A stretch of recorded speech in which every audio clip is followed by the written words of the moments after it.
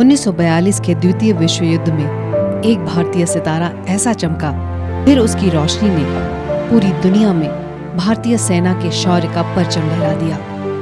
नाम था सैम, हारमुस जी, प्रेम जी, जमशेद जी मानेकशॉ।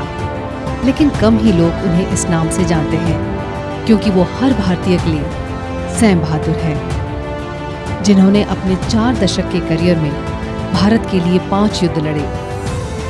1962 का भारत चीन युद्ध हो या फिर 1971 का भारत पाक युद्ध। वैसे तो सैम बहादुर द्वितीय विश्व युद्ध के दौरान ही हर भारतीय के हीरो बन चुके थे।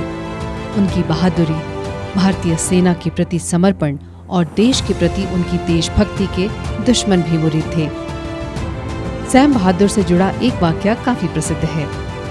दरअसल द्वितीय विश्व युद्ध के दौरान लड़ते हुए सैम बहादुर को 7 गोलियां लगी। वो मौत और जिंदगी की जंग लड़ रहे थे। ऐसे में जब मेजर जनरल डेविड कोवान ने मानेकशॉ को देखा तो उन्होंने अपनी मिलिट्री क्रॉस रिबन मानेकशॉ के सीने में लगा दिया। कोवान ने ऐसा इसलिए किया क्योंकि किसी भी मृत सैनिक को मिलिट्री क्रॉस रिबन नहीं दिया जाता, और सैम बहादुर के सम्मान में जनरल डेविड कोवान ने ऐसा किया था।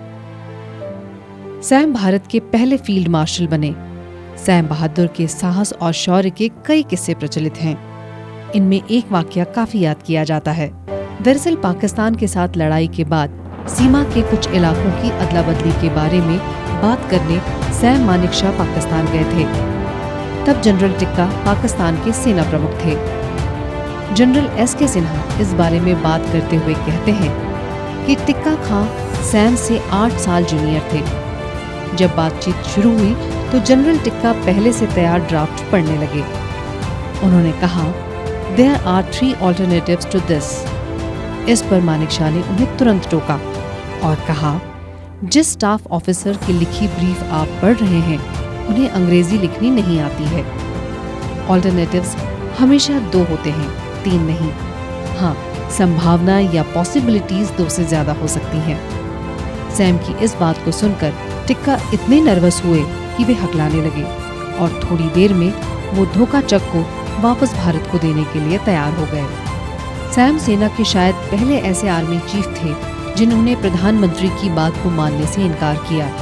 इसका उदाहरण प्रधानमंत्री इंदिरा गांधी और सैम बहादुर के बीच का वार्तालाप है, जो काफी प्रचलित है।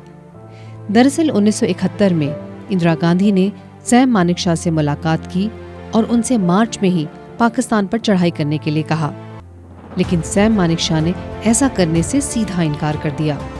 उनका कहना था कि सेना इसके लिए पूरी तरह से तैयार नहीं है और मौसम की परिस्थितियों की वजह से भी भारतीय सैनिकों को नुकसान हो सकता है। इस बात से इंदिरा गांधी सैम बहादुर से नाराज भी हुई।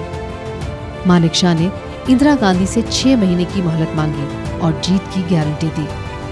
सैम मानेकशॉ के नेतृत्व में जब भारत पाक युद्ध लड़ा गया तो भारत ने पाकिस्तान को बुरी तरह से हराया था।